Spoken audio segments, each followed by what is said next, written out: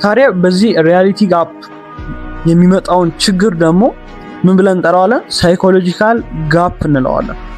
ሳይኮሎጂካል ጋፕ እንደው ሳይኮሎጂካል ጋፕ ቅድም እንዳየነው ቴክኒካሊ ባክቴስት ባደረግነው በተማርነው ነገር መሰረት የሆነ አይነት ነገር ማድረግ አለበት ብለን እንድናምን የሚያደርግ ነገር አለ። በተጨማሪ ደግሞ ማርኬቱ ሁሉ ጊዜ ክፍት ስለሆነ በተለይ የፎሬክስ ትሬድን ከሆነ የምታደርጉት ሳምንቱን፣ ክሪፕቶን ከሆነ ሙሉን ደግሞ ፎሬክስ ሰኞ እስከ ዓርብ፣ ክሪፕቶ ደግሞ ሙሉን ሳምንት ስለሆነ ወይም ደግሞ ማርኬቱ ላይ ትሬድ እንድንገባና እንዳንገባ የሚከለክለን ነገር ስለሌለ ሙሉ የሆነ ፍሪደም ስለሚሰጠን ማርኬቱ እንድንገባና እንድንወጣበት ያን ተጠቅመን ያ አንሊሚትድ የሆነ ፕሮብሌም ተጠቅመን ገንዘብ መስራት እንፈልጋለን አይደል?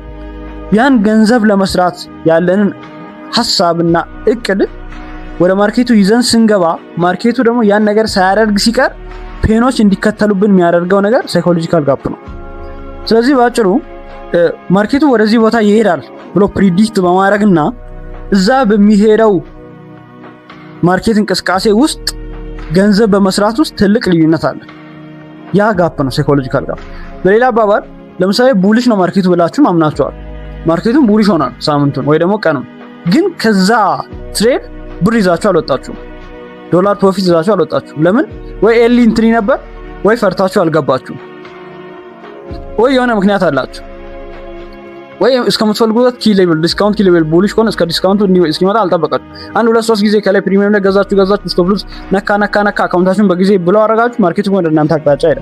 ይሄንን ይጨምራል ሳይኮሎጂካል ጋፕ። ሶ ሪያሊቲ ጋፕ ማርኬቱ እንደዚህ ይሆናል ብሎ የምንጠብቅበት ነገርና ከዛ ማርኬት ሆኖ የሚገኝበት ነው።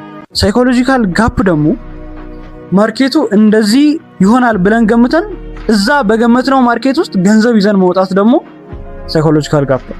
ስለዚህ ዲፈረንሶቹ እነዚህ ናቸው ማለት ነው። በጣም ከባዱ ታዲያ የትኛው ነው ካላችሁ ሳይኮሎጂካል ጋፕን ማስተር ማድረግ ነው። ለምን? የሪያሊቲ ጋፑ በኤክስፒሪየንስ ቴክኒካሊ በተለይ ሞር እያደጉ በመሄድ ልናጠበው እንችላለን። 100% ልናጠፋው እንችላለን። 100% ሁልጊዜም ባያስ ልናገኝ እንችላለን ማለት አይደለም። ግን ሪያሊቲ ጋፑ በጣም ማጥበብ እንችላለን።